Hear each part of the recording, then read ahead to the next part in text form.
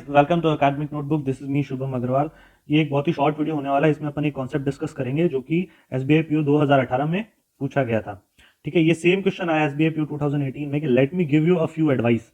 इसके अंदर जैसे हर क्वेश्चन में होते हैं 5 ऑप्शन थे, 5 ऑप्शन में से एक ही ऑप्शन था एन एडवाइस और a piece of advice. So what should be the right thing, an advice और a piece of advice? Now whomsoever know that there is a concept of uncountable nouns, advice is an uncountable noun, and with uncountable noun we can not use a और an. ठीक है, तो अभी 2020 के अंदर spotting error के अंदर या फिर जो ये हाइलाइटेड पार्ट को इम्प्रूव करके 5 ऑप्शन दिए हुए रहते हैं उसके अंदर ऐसा क्वेश्चन हमसे पूछा जा सकता है अनकाउंटेबल नाउन पे।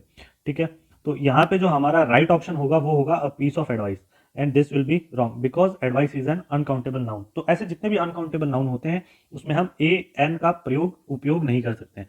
ठीक है, now before moving forward to some more examples and some more content, एक छोटी सी अनाउंसमेंट थी आप सब लोगों के लिए, दैट इज कि एक एप्लीकेशन है परीक्षा ऐप, और इस एप्लीकेशन पे अपने को सभी एसएससी, सीएचएसएल, सीपीओ, सीजीएल और सारे बैंकिंग एग्जाम से रिलेटेड काफ़ी सारी टेस्ट सीरीज अवेलेबल है।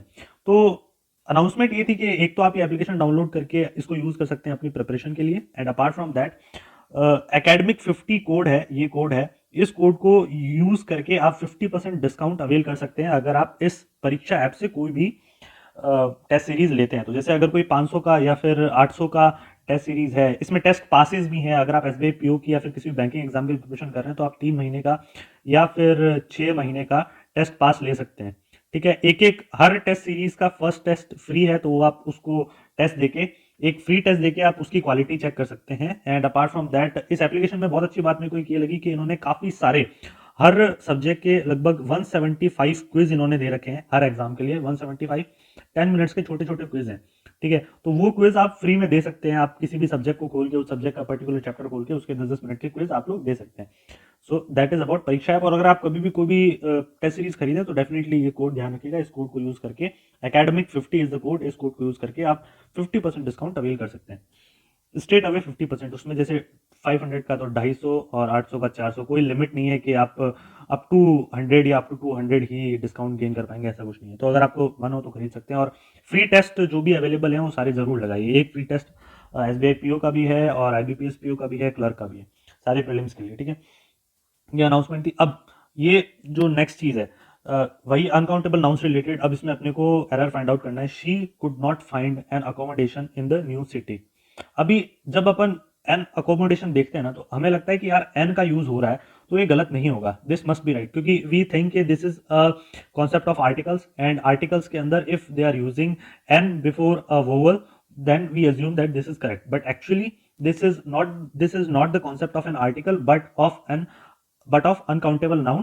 ठीक है, और अनकाउंटेबल नाउन से रिलेटेड यहाँ पर ये एन अकोमोडेशन नहीं आ सकता। ठीक है, तो जो राइट आंसर होगा वो होगा, अब इसके अंदर या तो एनी अकोमोडेशन हम कर सकते हैं, एनी अकोमोडेशन। ठीक है, और we can use a place to live और अ होम। मतलब a place to live is a countable, ये एक काउंटेबल नाउन है और इसके आगे ए का यूज कर सकते हैं। A home is also a countable noun, तो इसके आगे भी हम ए का यूज कर सकते हैं। Let's move towards the next question. I haven't read a poetry yet.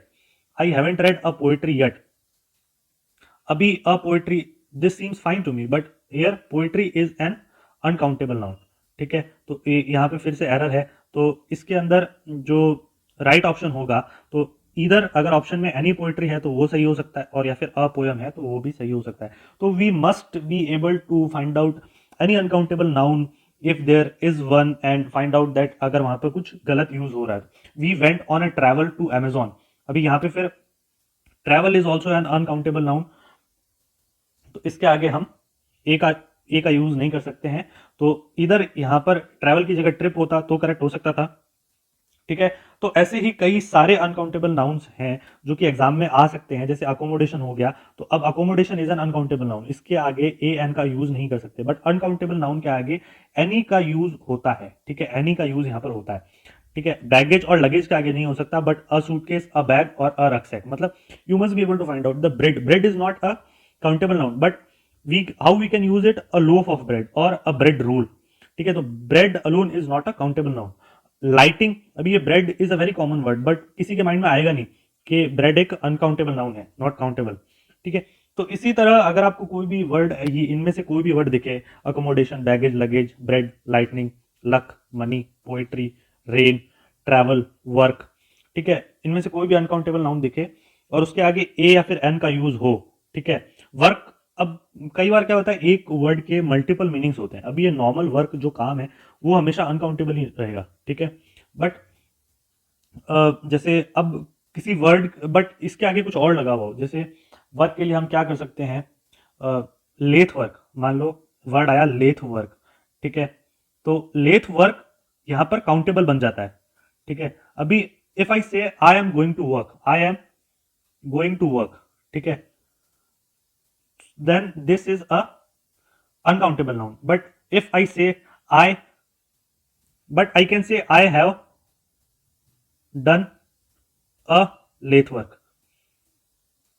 So you must be able to find out that which are countable nouns and which are uncountable nouns. तो एक summary countable noun से related मैंने दे दिया क्योंकि 2018 में इससे related question आया था, ठीक है। एक समरी मैंने दे दिया और इस समरी के अलावा अगर आप और जानना चाहते हैं अनकाउंटेबल नाउन्स के बारे में तो एक लिंक मैं इस वीडियो के डिस्क्रिप्शन में डाल दे रहा हूँ जहां से मैंने भी ये पढ़ा है, तो आप भी पढ़ के you can gain more insight into this topic. But I think from examination perspective this would be enough, either you are appearing for IBPS PO prelims or any preliminary examination or even in the main examination. This I hope you are able to understand the concept. Okay guys, take care, bye bye.